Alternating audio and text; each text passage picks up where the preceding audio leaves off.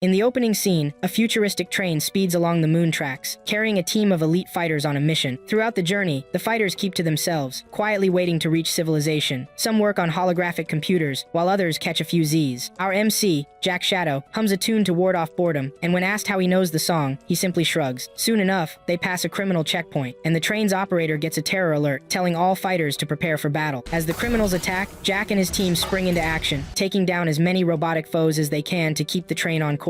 The robots on top start hacking the train's system, prompting the operator to warn Reese about the risk of derailment. With time ticking away, she gives instructions to protect the train at all costs. Jack and Dwan jump out to fend off the robot attackers. On top of the train, Jack uses the engraving technology in his suit to create a plasma gun, shooting down several robots chasing after them. Unable to count the enemies, the operator warns the fighters it's a kill or be killed scenario. So, Dwan, Jorg, and Reese team up to destroy any robots damaging the train. Eventually, Reese joins Jack on the roof to fend off the surrounding bots. Ignoring all worries and focusing solely on the fight, Jack amps up his engraving and unleashes his full force on the goofy robots. Before we jump back into the main story, a flashback reveals events that led to the war between Earth and the Moon. About a year before the train incident, an unfazed Jacob Shadow is lying in his garden, reminiscing about a traumatic experience from his youth. He remembers having a friend named Phil, and often playing with him at a strange facility. In that memory, he recalls that Phil sacrificed himself to ensure Jack got out alive from the burning building. As the reminiscence comes to an end, Jack stands up, remembering they're having meatloaf for dinner. He drives his supercar to his team's meeting place in Los Angeles, while listening to news about a soccer parade in the moon's capital city, Copernicus. When he arrives, his butler, Harry, eagerly welcomes him home, and Jack steps inside to find a very annoyed Reese, scolding him for being late. Not interested in her ranting, he tosses her a drink, brushes her off, and chats with Georg, Michaela, and Eric about their game progress. He soon asks Reese why she's there, since it's Labor Day, which makes her throw an even bigger fit, worried sick about missing their ship. To calm her down, Jack and his friends use the family chopper to fly to the cruise ship, and soon join everyone having a great time there. Soon after, the orbital shaft that the Shadow Corporation is about to launch gets prepared. The event kicks off once the cruise ship docks with the shaft. At the start, Jack's mother hosts the audience, and begins her speech by highlighting all the good things the unified AI system, Sapientia, has done since its creation. She smoothly transitions to discussing the moon exploration project, and mentions that this is the 40th orbital shaft they're creating. When she introduces the launch, she tries to create a dramatic moment by introducing her son to the public, only to discover he's no longer in his seat. It turns out Jack sneaked out to gamble and have fun in the casino with Ozma and Jorg. As they rack up their winnings, they tease Ozma, whom they think is too uptight, and even set him up with a girl to spend his coins on. Ozma gets to enjoy the company of a woman again, but before Jack can fully enjoy the moment, Reese shows up, furious, and pulls Jack aside to question his plans, frustrated that he's not taking his life seriously. Jack tries to dodge the question at first, but Reese eventually gets tired of him and leaves after reminding him to give his mom the gift he bought. Not long after, Jack heads back to their private apartment on the cruise ship and runs into his dad on the way to the dining room. After some small talk, his dad advises him on life choices and warns him to take Reese seriously, saying she could make a good wife someday. When they arrive at the dining room, the smell of meatloaf makes them instantly hungry. Unfortunately, they find Jack's mother, Mona, drunk and rambling about Jack leaving the event early and being with Reese. When she implies that Jack and Reese slept together, Jack's father pulls her aside and walks her to bed. Before he leaves, he asks Jack if he's really worried about being adopted, since he usually seems laid back about life. Jack replies that he just doesn't think he's suited for whatever they need him for. Hearing this, Jack's father tells him not to think about what others say, and just trust his parents to give him the best life they can. A few minutes before midnight, Reese finds Jack on the cruise ship deck, staring at the gift he bought for his mom's birthday. She asks if he's man enough to give it to her this year. Jack says yes, and then Jorg, Eric, and Ozma show up behind them, chatting about how much money Goody Two-Shoes Ozma has lost that night and throughout the year. In his defense, Ozma blames Sapientia for his losses, claiming it'll help humanity, but everyone knows that's nonsense. When the clock strikes midnight, the fleet of cruise ships goes dark, and all the passengers focus on the launch of the 40th orbital shaft as the power from the moon brings everything to life. Suddenly, a dazzling display of golden lights shines around the base of the orbital shaft and up into the sky, leaving the spectators, including Jack and his friends, in awe. For a few moments, everything seems normal, but just then, the lights suddenly go out all around Earth. Before Jack or anyone can figure out what's going on, Jack gets hacked. He's unable to do anything about it, and finds himself pulled into a cosmic holographic space, where he sees his long-lost buddy, Phil, getting dangerously close. Just as Phil is about to touch him, the whole place turns red, and suddenly, something starts pulling Phil back. Before disappearing from sight, Phil urges Jack to lend him his strength to fight for the moon, and then he's gone. When Jack finally comes to, he starts muttering Phil's name to his buddies, who ask what's wrong. With no time to waste, Jack ignores them, and rushes back up to the deck to stare at the darkened orbital shaft. Soon enough, some cyan lights start flashing around the shaft, and Jack, sensing trouble, pulls Reese and his confused friends out of harm's way. Seconds after the flashing, a huge explosion rocks the sky, quickly reaching the orbital shaft and the surrounding cruise ships. What was supposed to be a calm launch night turns into chaos as burning debris starts destroying ships and knocking people, including Jorg, out. Given the situation, Jack moves to save anyone he can find, but Ozma, not wanting his friend to walk into danger, stops him and shoves him, Reese, Eric, and Jorg into an escape submarine, shutting the hatch just before the orbital shaft crashes into the water, causing a final explosion that destroys the cruise ships. With Jack and some buddies escaping the cruise ship safely, he looks out the window and watches a massive pile of debris slam into his parents' cruise ship, resulting in their tragic deaths. Meanwhile, on the moon, there's a huge protest by the moon's citizens against Earth's interference in their lives. Soon, the leader of the rebellious group, Bob Skylum, also known as the Moon's Devil, appears to everyone, including those on Earth, sending a holographic message claiming responsibility for the collapse of the 40th orbital shaft. He vows to never let Earthlings continue to colonize and terrorize them. As he wraps up the message, he declares the moment to be the moon's Independence Day and has the entire moon populace chanting the name of his terrorist organization, Moonrise. By the time his message ends, a certain woman is seen chilling and staring at the holographic display, as if waiting for something to happen next. A few hours after the explosion, Jack is rushed to a nearby hospital for immediate medical care. Thankfully, he regains consciousness soon after, but when he wakes up, he leaves his hospital bed and the gift he bought for his mom's birthday, and rushes out of his room to search for his friends, especially after seeing the damage from the explosion. On his way,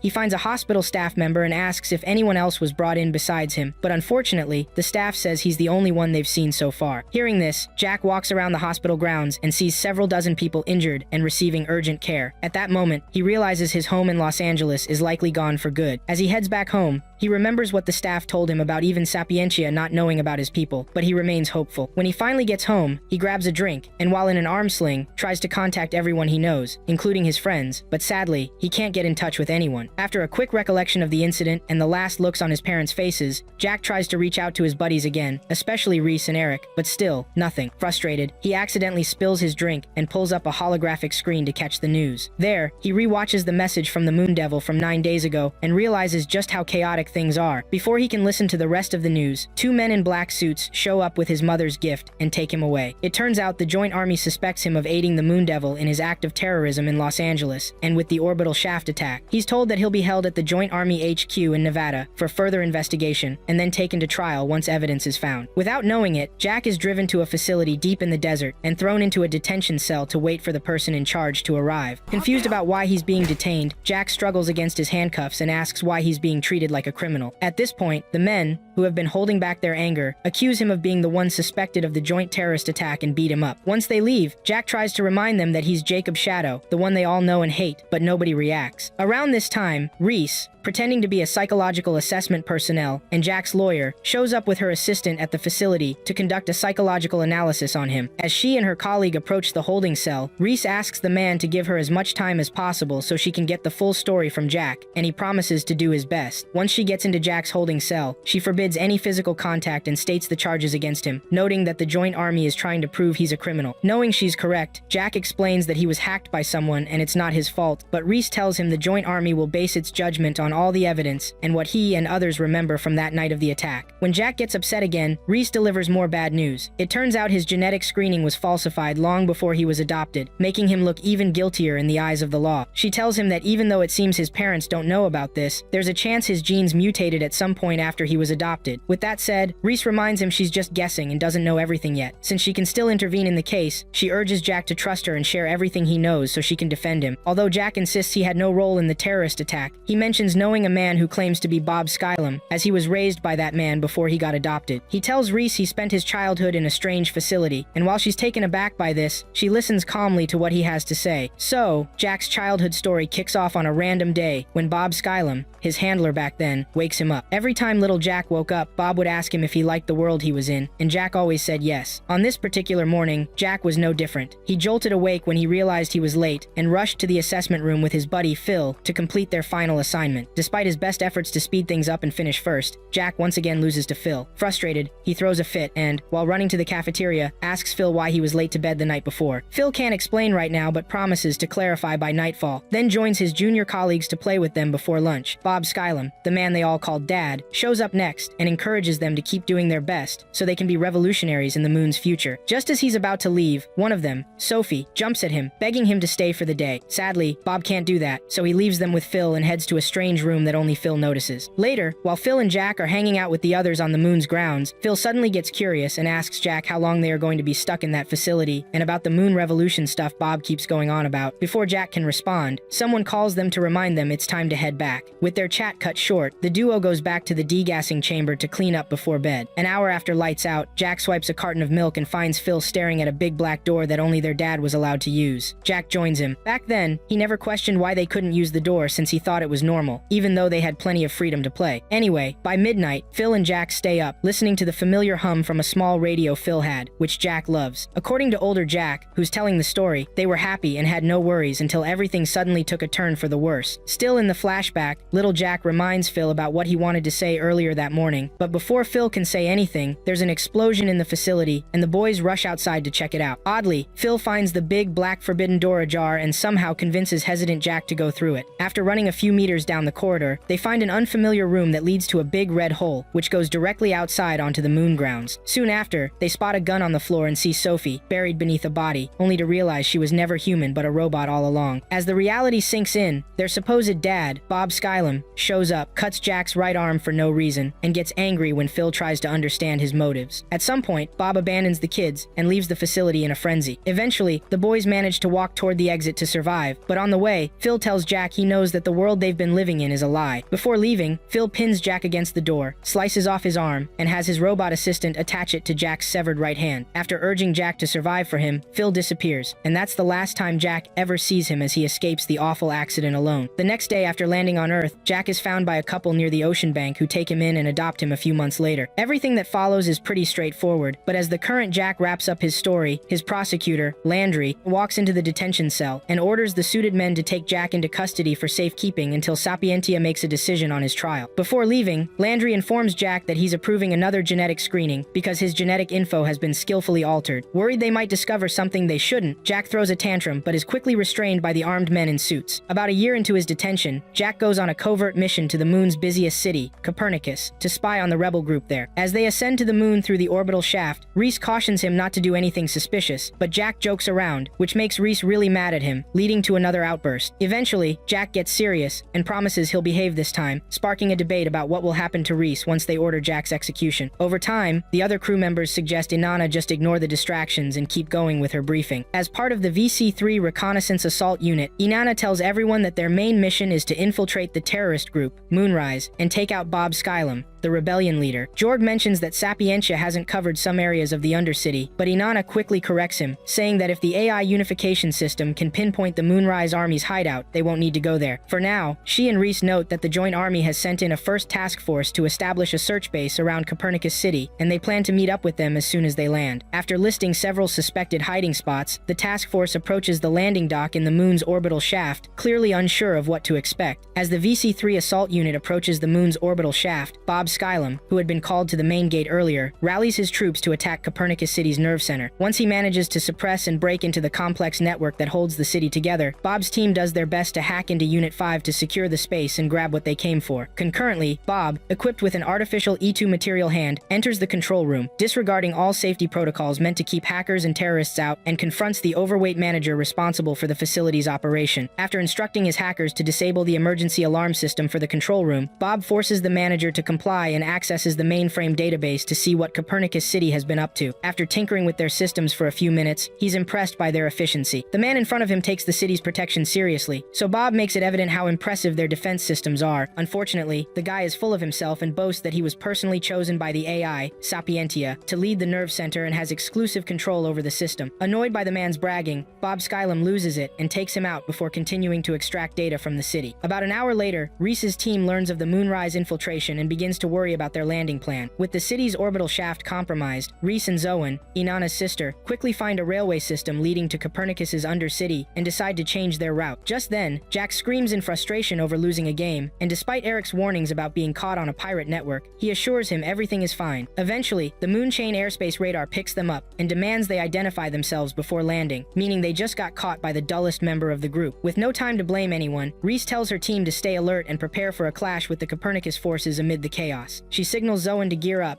and without hesitation, Zoan pilots the ship toward the base, making the captain and his crew view them as a threat. Just as the captain is about to give orders to everyone on the base, Zoan hijacks their signal, cutting off communication, and gives the others enough time to stealthily infiltrate the orbital shaft's base and take out as many soldiers as they can. Jack jumps at the chance to take down the weakest enemies first. After wrapping that up, he signals the others, and soon enough, Zoan lands their jet on the orbital shaft without being seen. Meanwhile, Bob and his group of mercenaries are chilling after finally infiltrating and harvesting enough energy to activate something they call the L-Zone from the nerve center. With this much energy, Doctor, the most boring lady in the group, notes they might be able to change the course of the war on the moon in their favor. Fed up with her chatter, the wild one another lady mercenary talks about going out to eat but quickly silences herself when she receives intel about a communications failure at one of their outposts. Although everything's back to normal, she insists they should send drones to check it out just to be sure they're not being infiltrated, leaving Bob in a tough spot. Meanwhile, Jack and his VC-3 teammates arrive at the nerve center after landing to check for possible train routes to Copernicus's Undercity. While Zoan works on figuring out the train route, Duan leaves Jack to investigate something, and Eric is seen being overly cautious in the eerie silence. Just moments later, an unmanned enemy attack fleet approaches the base, prompting the VC-3 assault team to evacuate their ship and regroup at Point Charlie since Zoan can't hack into it. Soon after they land, dozens of attack robots spread out to block exits and surround the intruders. When Jack learns from Eric that they've been ordered to abandon ship, he stops and attempts to get Eric to follow him back for the ship. Just as he finishes his sentence, the robots attack him, forcing Jack and Jorg to act as decoys, so Eric and Duan can find an escape route. With Eric and Duan out of the picture, Jack and Jorg focus on keeping the attack robots at bay, totally unaware that Bob Skylum and his right-hand man, Harbinger, are just a few meters away, watching the fight and figuring out who they are. When the duo notices the boys using engraving technology, Bob becomes interested in confronting them, so he asks Harbinger for help. Just as Jorg and Jack are about to make their escape after taking down the robots, a huge structure comes crashing down beside them. Before they can even figure out what it is, the structure explodes right in their faces, separating them from each other. Soon enough, Bob Skylum shows up next to Jack and challenges him to a duel. When Jack realizes who he's facing, he uses his engraving tech to create some guns and tries his hardest to land a fatal shot on the most notorious terrorist ever. But Bob blocks all his shots like they're nothing. Still, Jack refuses to give up, firing as many shots as he can while reloading as skillfully as possible. Meanwhile, Reese notices Jack's rising stress levels and quickly begs Jorg to intervene before Jack accidentally kills himself. Just before Jorg steps in to help, Jack finds himself caught in an arm lock by Bob's prosthetic hand after trying to stab him with his engraved knife. Before he knows it, Bob uses the same engraving to not only deactivate Jack's weapons, but also put him in a deadly position. Thankfully, just when the criminal's about to blow Jack's head off, Jorg swoops in and pulls Jack out of the way at the last second. Realizing they need a distraction, Jorg tosses a smoke grenade to obscure their movements and then makes a break for their ship with Jack. As they reach the ship, Bob orders the robots to fire at it to bring it down, with one even firing rocket launchers. Fortunately, the boys manage to get the ship out of the loading dock just in time to avoid being blown to bits. Just when they think they're clear, Bob hits their ship with a blast from a death ray gun, sending them plummeting back down at insane speeds. However, before they hit the ground, Jorg pulls the yoke up and levels the ship before crashing it into a nearby mountain. Happy with the test results, Bob heads back to his ship and tells one of his crew members, Wisby, to help him with something. Moments after the crash, Jorg and Jack join the others in the secret train the group was traveling in, and Jack throws a fit over not being able to subdue Bob this time. Understanding his frustration, Jorg urges him to calm down because he was going to die anyway if he didn't step in to save him. With that, Jack settles down and stays quiet for the rest of the ride. Eventually, they arrive in Copernicus's Undercity and disguise themselves as regular civilians to blend in. While riding a cable car to their contact's location, the group discusses the poor state of the area, especially the dangerously high levels of radiation they're seeing, wondering if it's due to the recent orbital shaft collapse. With no answers in sight, they relax until they reach their destination and get off the ride. As they walk toward a nearby bar, Jack is stopped by a little girl on the street who tells him he smells just like her big brother, but he ignores her to join the rest of his colleagues in the bar. They all hang out separately like normal people to avoid raising suspicion. However, Reese leaves the gambling area to complain to Jack about Jorg and the others acting like fools in the gambling den. Jack is just chilling on the balcony. Once they get through some small talk, Reese mentions that their contact is late for their meeting. Jack suggests that the contact is probably just being extra careful to avoid getting caught, which is definitely smart. Reese agrees, but then asks if Jack is still worried about his fight with Bob the day before. When Jack says no, Reese calls him a liar, but he insists he's being truthful. Having come face to face with the man who robbed him of his parents twice, he feels differently now. If it weren't for Reese and Jorg stopping him, he knows he might have died. Understanding where he's coming from, Reese asks if he thinks Phil, his friend, is still alive. Jack can't say for sure. He isn't certain if it was Phil he saw on the night everything went wrong. Just as they're about to dive deeper into the conversation, a fight breaks out between Zoan and Georg over Georg being too generous, among other things. When they finally break up the fight, they draw unwanted attention from the bar's patrons. Before any anyone can call the cops, a huge guy shows up and takes them to the back, where they go down a few levels in an elevator to reach the secret base under the bar. There, Jack reunites with Harry Cox, the base commander and his old butler. After welcoming them and explaining the preventive measures they took to make sure it was really them at the bar, Eric calls Zoan over, and he gets led out of the meeting room. Soon after, Harry tells the group that he's still officially missing, which works in their favor for the mission, but then reveals that most of the people working in the base don't have IDs either. Again, Jorg asks a ridiculous question, and Duan tells him that his stupidity is why Zoan was mad at him earlier. At that moment, a huge tremor shakes the underground base. He rushes to the elevator and goes up, only to find the entire bar in flames, and Eric's charred body partially exposed through some debris. In a flashback before the VC-3 fighters left for the moon mission, Reese's group is seen running away from enemy forces, fully equipped with their E2 material suits and weapons. Suddenly, Jack gets hit by an enemy laser and falls to the ground. Afterward, Jack undergoes a genetic screening to confirm his genetic information is legitimate this time, with no falsifications. Once cleared as a VC-3 assault fighter, he's taken by Inanna and 2 prison guards into an elevator, which they ride down to a specific area of the facility. During the elevator ride, Jack asks Inanna, who is on a video call with her sister Zoan, about his current status. After ending the call with her angry sister, Inanna tells Jack that his gender and assignment have now been decided. Before they arrive at the end of the ride, Inanna expresses her sympathy for Jack, leaving him even more confused than before. When they reach the base, Inanna leads Jack into the control room filled with screens and informs a large man, who is standing near Reese, that Jacob Shadow has been detained. Jack observes the expressions on everyone's faces as they still view him as a criminal, even though all charges against him have been dropped per Sapientia's orders. Eventually, they move past that, and the big man tells Jack that although his genetic information was originally falsified, the recent genetic screening cleared him for military operations on the moon, meaning he has type VC-3 genetics, and has already been assigned to the assault team without his knowledge. When Jack exclaims in shock,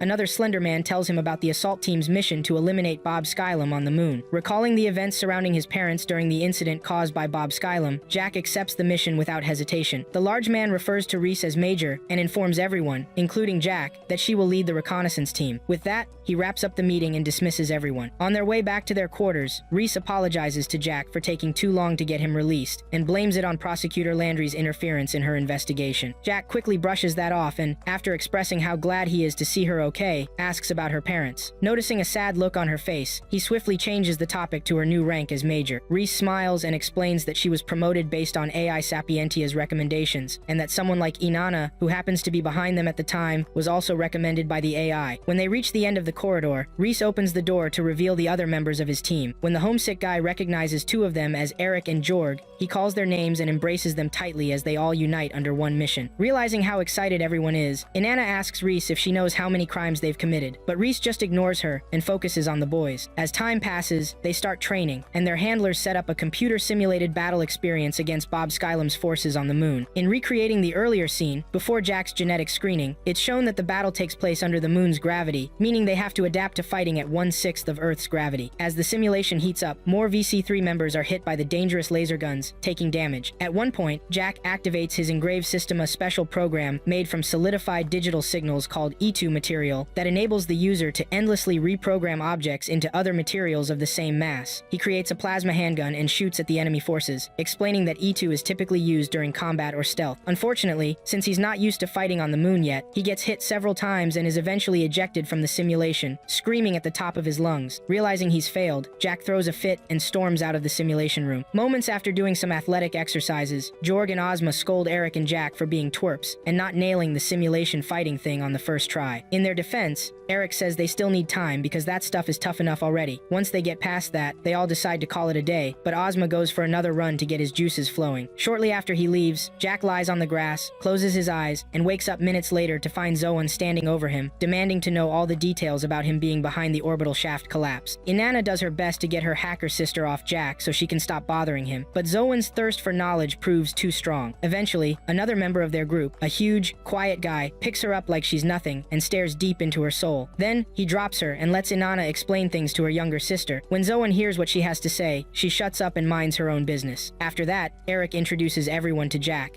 Zoan, Inanna's level 4 imprisoned sister, and Dwan, a level 5 death row inmate. Soon after, the team leader, Reese, shows up to call everyone for a quick meeting. Once everyone gathers, she reminds them of their mission on the moon, and then informs them that during their 1-year training period, they'll be sharing everything, not just training, but also meals, beds, and whatnot to improve their teamwork and coordination. Zoan, hearing this, tries to protest her decision, but then Reese gets angry and tells everyone that her decision is final. Right after snapping at Zoan, she asks if there are any objections, surprised when everyone agrees with her decision. Before the meeting wraps up though, Jack and the others make sure to compliment her, and Reese ends up blushing like crazy. With the plans set, Team VC3 dives right into training, eating, sleeping, and doing things together for the next year to improve their teamwork. During one of their battle simulations, the whole team works hand in hand not only to evade the enemy soldiers but also to counterattack and take them down. After training for the day, Jack and Eric chat about the reason behind their team setup during their downtime. According to Eric, he feels that Sapientia put them all on the same team to keep each other in check and make sure they don't run away. After saying that, he mentions something else about losing everything but promises himself and Jack that no matter what happens, they still need to protect what matters most to them. As Jack repeats what Eric just said, the flashback ends and we're back to the main story. In the present day, a news report reveals that the explosion at the bar the previous night was caused by a suicide bomber, killing about 11 civilians and leaving 9 others injured. While Jack stares at the holographic screen in front of him, his memory takes him back to the moment he found out that Eric Baker, his best buddy in the world, was killed in the explosion. Seconds later, Zoan shows up and invites Jack to follow her to Eric's funeral, but Jack chooses to just sit there and think about life. Happy with his response, Zoan and the others head to a church in the lower level district of the city to attend Eric's funeral. Before they start, Reese thanks the head priest of the church for accommodating them on such short notice, but the priest assures her it's no problem. While they're discussing, a young man wearing a blindfold walks back into the church, and the priest recognizes him right away. After listening to Reese's situation, the man with pink hair, called Phil by a bunch of kids, wishes her well and prepares to leave the church, promising to come back to see the kids. As soon as the priest wishes him well, he turns and leaves. At that same moment, Jack is seen with an empty glass in a bar, staring at the game he and Eric used to play when he was alive. Once he gets his drink poured, the poor guy goes back to mourning his dead friend, silently wishing there was something he could have done to protect him. As he stares at the screen, he recalls the same memory of them protecting what matters most and stays quiet while continuing to mourn Eric. Back at the cemetery, every other VC3 member observes a minute of silence for Eric's passing. With Eric Baker's funeral procession done, Reese returns to the Earthring station for an emergency meeting with her colleagues and superiors. So far, they've discovered that the man with pink hair, identified as Phil, has been seen often with the rebel army's commanders. Also, following the Copernicus battles, they've spotted him visiting the lower level city, which is suspicious, to say the least. Even though they have no proof to back this up, the team decides to start an investigation on him to figure out what he's up to. A few days later, Harry brings Reese and her team to check out their latest invention, the Stingraya stealth spaceship reinforced with E2 technology. It's completely undetectable on radar and can handle even the roughest terrain. Plus, the E2 material can be integrated into any vehicle as long as the engine and mass remain the same. Although the engine itself can't be integrated, Harry mentions that the sound suppression system is good enough to keep them off most enemy detection systems, making it perfect for the VC3 assault team's upcoming missions. Curious, Jorg asks Harry what they're using the ship for. Reese takes over and tells her team that the Earth's joint army is gearing up to launch a full-scale attack against Copernicus's rebel army. After explaining why they've been struggling to locate Bob Skylum, Reese recounts how Bob recently had to show his face on the front lines when he fought Jack and the others. Since then, Reese claims to have new intel on someone suspected of frequently traveling with Bob Skylum. She believes capturing this person will lead them to Bob's location, so that becomes their mission. Reese informs her team that the joint army is already mobilizing troops, but capturing Bob might be tougher than expected,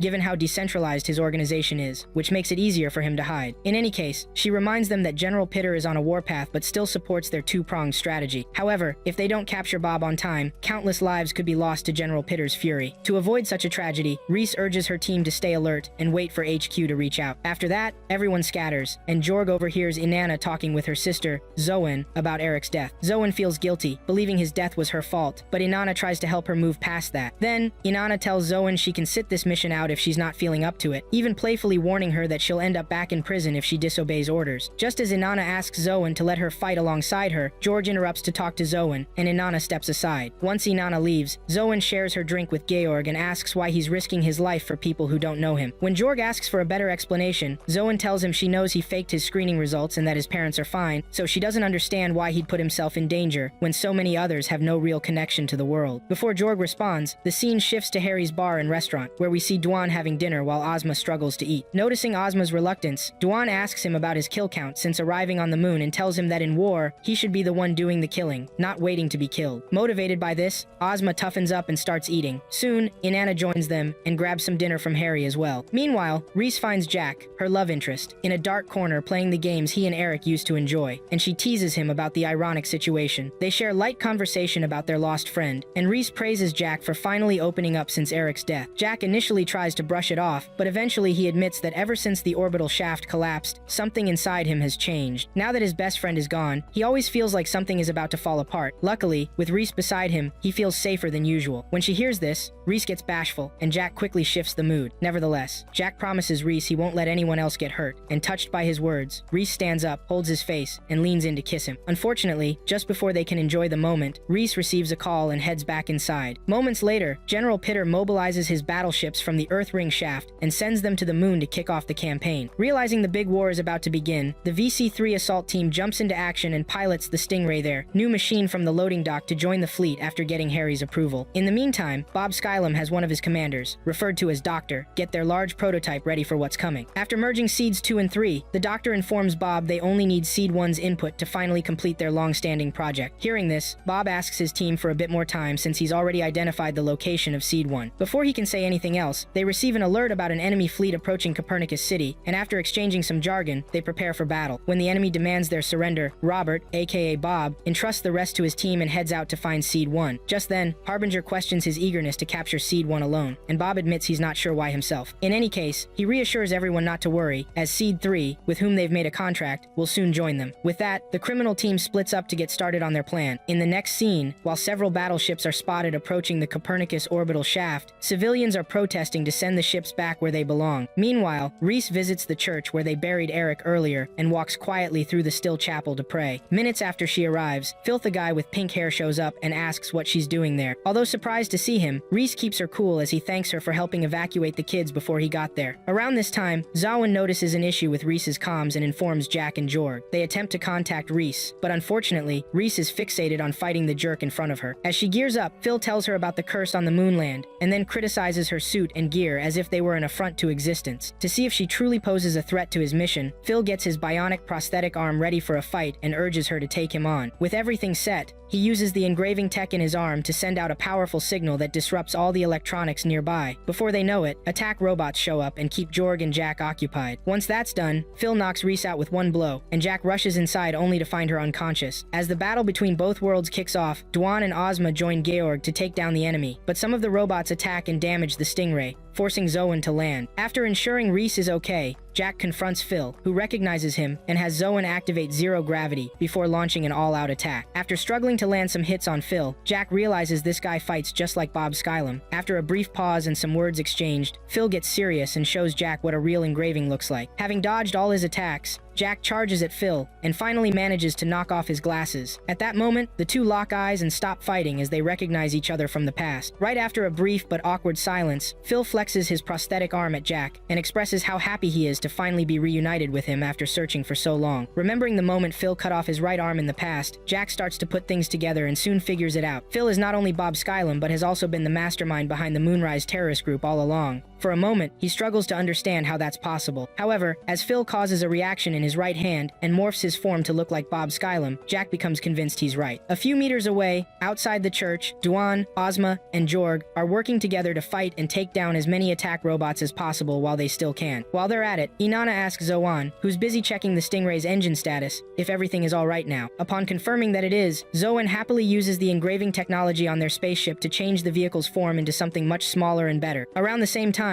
Jorg and the others get backed into a corner. As they hold their ground against the bots, Jorg calls Jack and Reese, hoping to confirm they're okay. Realizing the jamming signal is down, Jorg deduces that Jack's radio silence must mean he's in trouble. With that in mind, he rushes into the church after asking Ozma to cover him. Still inside the church, Jack is trying to wrap his head around what he just discovered, asking multiple questions at once. With so much to discuss, Phil bends down and politely offers for Jack to follow him. Unfortunately, before that can happen, Jorg enters the church and pulls Phil away from Jack. He then rushes over to Jack, who who's still confused, and after confirming Reese's location and health, urges Jack to focus so he can grab Reese, and they can all get out of the church before the robots overwhelm them. At this point, Phil steps out of the hole he was pushed into and faces Jorg. Not willing to let Jack escape this time, Phil angrily approaches Jorg. Shortly after, Phil dodges Jorg's bullets, grabs him by the face, and throws him out of the church. Then, he turns to Jack, and with a smile, urges him to abandon his friends and follow him since they're meant to be together. With Jack seriously contemplating his choices, Ozma jumps in through the church's roof and fights Phil hand to hand. At this point, Phil loses his temper and throws Ozma aside, just like he did Jorg. Unfortunately for him, Duan, who's right behind Ozma, shoots him with a laser blast, knocking him out for a few seconds. With Phil unconscious, the VC3 team gathers inside the church, including Jorg. Right after Jack apologizes and thanks them for helping him, they walk out of the church to find an escape route. However, when they get outside, they see a seriously angry Phil approaching them with his robot army, warning Jack to never let Sapientia, the AI, control them again. Annoyed by Phil's words about the AI system, Jack and his team charge at Phil and his robots for an attack. Phil, also ready for battle, instructs his Seed 3 robot army never to let Jack and his buddies escape. With everything in place, the battle between the VC3 and the attack bots begins. In the following scenes, Jack and his friends take down as many robots as they can to clear a decent escape route for themselves. When they eventually realize the bots are overwhelming, Jorg calls for backup Zoan, and almost immediately, the crazy hacker drives a huge truck into the robot army, and only stops when she gets closer to her people so they can hop in before it's too late. Once everyone is safely in the truck, she speeds off toward the exit, and, after almost hitting Phil, finally manages to escape with all of them onto the highway. Despite all that, the robots keep attacking them, and everyone does their best to fend them off. Just then, for no apparent reason, the robots suddenly drop dead, leaving Jorg, Jack, Duan, and Ozma stunned. Anyway, Inanna soon shows up in the engraved Stingray vehicle and gives her sister the signal. Upon receiving it, Zoan and the others jump down from the truck and eventually land on the engraved train beneath it. After making a successful landing, they all make their way through the tunnels to freedom, letting the truck and robots crash into another wall. When Phil sees the explosion in the distance, he realizes he's failed to capture Jack again, so he phones it in and moves on to do other things. In the meantime, the war between Earthlings and the Seed 3 bots kicks off, and with Bob Skylum's bots on the losing side, Sylphie, the wild lady, tells him to come back so they can figure out their next move. Then, another member asks Bob about his little expedition, and Bob reveals he finally found Seed 1. This news fills his team with hope, as they realize that the moment they've been waiting for is finally here. With that, Bob, also known as Phil, hangs up the phone and walks away, promising himself to rescue Jack from Sapientia. Later that night, the Stingray train travels in silence, and Reese wakes up to find her team members down and disconnected. Jack is sitting outside on the back balcony of the train, trying to understand what happened to the Phil who used to be so kind and gentle. Eventually, Reese joins him on the balcony, and Jack resolves to take action if he discovers that Phil is Bob Skylum. Meanwhile, Bob and the other higher-ups in his organization talk about the potential of the 3 seed entities being the key to world peace or chaos. As soon as their meeting ends, we see the very first scene of this series play out again, which means we're out of flashbacks and back at the beginning, with the VC3 members inside the Stingray train. Jack is humming a nice tune, everyone is sleeping, Zoan is busy with the computers, and Duan asks Jack about the song, to which Jack replies that it's one he played often when he was a boy. Soon after, Skylum's robots attack their train, and the VC3 team springs into action to defend their ride. Jack quickly climbs on top of the train and shoots down as many attacking bots as he can with his engraved weapon, buying them only a little time. Eventually, the bots overwhelm the train and cause it to derail at a nearby moon junkyard. About a week later, a random girl wandering through the junkyard spots the VC3 members near their train as they try to report back to HQ. Sadly, the signal is too weak for them to send a report, and Zoan suggests they move eastward to a better vantage point for a signal. Before they can do that though, Duan points out that they might be there for a reason, and soon after, the girl from earlier calls to them from her hiding spot. Elsewhere, Phil is seen humming the same tune he used to listen to with his buddy Jack when they were younger. When his trusty companion, Wiz B, shows up, he thanks the little bot for helping them take down the Joint Army's forces and mentions that he knows the AI is using Jack as bait to lure him in. Despite knowing this, Phil stays determined to save his friend from Sapientia. Moments later, the VC3 team gives the random girl from earlier some of their food supplies. The girl, thrilled at the thought of not going hungry, thanks them for their help and tells Reese, who asks what she's doing there, that she's looking for someone and has been searching through big wrecks like this one for a long time. Somewhere along the way, she mentions she lost her food supply but then thanks them again for their assistance. Just then, Jack looks at the wreck in front of him and instantly recognizes it from somewhere. Without saying anything, he walks toward the structure, urging Reese and the girl to follow him, and only stops when he reaches the cafeteria he used to play at in the facility when he was younger. To confirm his suspicions, he walks further through the forbidden door, ignoring Reese and the girl, until he reaches the room where he lost his right arm to the real Bob Skylum. Eventually, he gets to a lab tank where he used to be kept and wipes off the label to reveal the name Jacob Jefferson Skylum, which the lively random girl knows belongs to the 50-year-old king of the moon. Realizing this might be where he was born, Jack stays quiet and continues staring at the pod. Just then, Reese gets a call from Zoan, urging her to get back on board to fight the approaching bots, and Reese quickly springs into action, urging Jack and the girl, Mary, to follow her back outside to fight the bots. As they exit the room, Jack gets really angry upon seeing the bots again and lunges at them with murderous intent. A few minutes later, an explosion goes off outside the wrecked spacecraft, and soon, Jack, Reese, and Mary all fall to their deaths. During their fall, Jack secures Mary and coordinated with Reese to land all three of them on the engraved Stingray vehicle. As soon as the vehicle takes off, the remaining robots pursue it, but eventually, the VC-3 strike team manages to escape their grasp. A few thousand meters away, at the Joint Army Goddard base, a supply vehicle arrives, carrying escorts from Earth to deliver some beautiful women to the soldiers on the base for their enjoyment. Once the vehicle stops, one of the women inside, Windy Sylph, one of Bob's commanders, stays behind and waits for the other escorts to be taken by the soldiers. Once they're all gone, she secretly gets out of the vehicle, looks around the base, mocks the joke of a frontline base, and waits for her delivery. When the delivery arrives, she makes a few calls to alert the others that she's at the designated point. Then, she happily places her right hand on the floor and tries to steal some experimental creatures hidden beneath the base. Unfortunately, she encounters a problem and triggers an explosion that destroys the place. Meanwhile, the VC-3 assault team is seen moving away from the wreck site with their new passenger, Mary, when she suddenly flares up and demands to know what just happened. After a moment of confusion and staring at each other, Jorg lies, telling her they're a civilian research team sent from Earth by M. Atlas Corp, and that they ran into those monsters during their investigation, hoping she will buy the lie. After hearing a bit more from the others, Mary ultimately chooses to believe their story since they saved her life. To thank them, she takes off her mask, introduces herself, and promises to take them to the nearest town to relax and have fun. About an hour later, Mary stands outside the train while the others relax inside. Soon, Zoan tells her sister to talk to Mary because she suspects she might be a spy from the enemy. Although Zoan might be right, Ozma and Jorg agree to give the girl a chance, as she could just be a normal person. Eventually, Reese, the team leader, decides to hang out with her for now. Once that discussion wraps up, Duan asks Reese to summarize their situation after everything that has happened. Reese gets straight to it and lists all their failures so far, which is a diplomatic way to say they've hit a setback. In any case, Inanna tells them they're approaching a mining town in the southern part of the Sea of Tranquility, according to Mary, so they should buckle up and get ready. Meanwhile, Jack thinks about everything that's happened so far, the pod with his name, Phil's involvement in the tragedies he faced while posing as Bob, and wonders why he would even do such a thing. As he gets lost in thought, Reese pulls him back to reality so he can hear Inanna's review on what they know about Bob Skylum. Once he does that, Reese advises they report to HQ and wait for their decision because they don't have enough data to make independent choices. Around that time, Mary and Ozma spot the mining town on the horizon, and Jack, always ready to chill, promises to catch up with his buddy Phil again. Soon, they reach the southern mining town of Hypatia and quickly blend in with the locals by wearing regular clothes. When they get to the market, Jack sneaks behind his teammates to grab some pricey lunar eggs. After buying them, he shows them to Mary, who scolds him for going behind his team's backs to buy something so expensive. In his defense, Jack says he's never tried them before, so the price doesn't matter. Afterward, he thanks her again for helping them navigate the tricky layout of the town. Mary accepts his gratitude and decides to stick around for a bit since she's not in a hurry. Just then, they hear a mob rioting at a popular town building nearby, trash-talking Sapientia and the Obst forces, whom they believe are receiving cash and weapons from the Joint Army. As the whole crowd starts chanting Bob Skylum's name, Jack looks around and sees a little girl innocently watching the mob. With the tension rising, a drone shows up, jams the communication signals in the area, and clears the way for Obst's forces to come in and do their thing. Once the Obst forces arrive, they start firing on everyone in the mob, including kids, and Inanna and Jorg try to stop Jack from intervening since they're undercover. Before Jack can leave, he witnesses the brutality of the Obst forces as they wipe everyone out, causing chaos and acting like nothing happened. With the threat dealt with, the captain of the attack team notices the little girl Jack saw earlier carrying a jerry can filled with liquid and approaches her, ignoring his subordinates' warnings that she might be a suicide bomber. When he finally gets to her, he offers her a chocolate bar in case she's hungry, but she slaps his hand away and runs as fast as she can into an alley. Realizing she could be with the rebels, the captain's guards chase after her into the alley but soon get lost and leave when they can't find her. It turns out Jack, who was hiding in the alley, grabs the girl and takes her to their hideout, only letting her go once he's sure the soldiers have left. After releasing her, he checks her arm injury, but discovers she has a prosthetic arm, just like Bob Skylum's, which she cherishes. Eventually, he smiles at her and asks if she has a home, making Mary smile at his kind gesture. When they get back to the Stingray, Reese updates headquarters on their status and talks to Zoan, who's busy trying to analyze the data from the Hypatia town database, but can't make progress due to missing information. Realizing this, Reese gives her the go-ahead to run another scan of the town, and Zoan gets to work. Around this time, a strange creature locked in a pod deep within an underground structure suddenly breaks free and makes its way to freedom. Meanwhile, Mary asks Jack, as they walk the little girl home, if he's okay with ditching his friends to keep her safe. After assuring her it's all good, Mary asks if he has a family, and when Jack tells her he's been searching for them for a whole year, he urges her not to feel sorry for him. Although a bit annoyed by his response, Mary brushes it off to look at the little girl, who has just stopped in front of a huge hole in the ground. Soon, they pass through this hole and reach one of the poorest gathering spots in the Undercity, where Jack encounters a lot of odd characters in the dull atmosphere. As he mutters something about flowers, the little girl asks him what a flower is, and Jack, puzzled, replies that a flower is a flower. Soon after, the girl runs to the kitchen, and one of the guys there shows up to recognize and thank the man who brought their little girl, Rin, home, right after giving them weird looks. Rin soon returns with 2 glasses of water to serve her 2 new friends. Realizing her name is Rin, Jack gives her all the expensive lunar eggs he bought from the market earlier and encourages her to go make an omelet, even though she hasn't tried them before. Hearing this, Rin promises to do her best and zooms off into the kitchen to prepare the omelets. While she's gone, Jack asks the man if he's her father, and the man tells him that everyone in the building has lost their families. Then he asks Jack if he's from Earth, to which Jack, puzzled, asks how he knew that. The man replies that there aren't many people on the moon who can afford to buy eggs at all. So,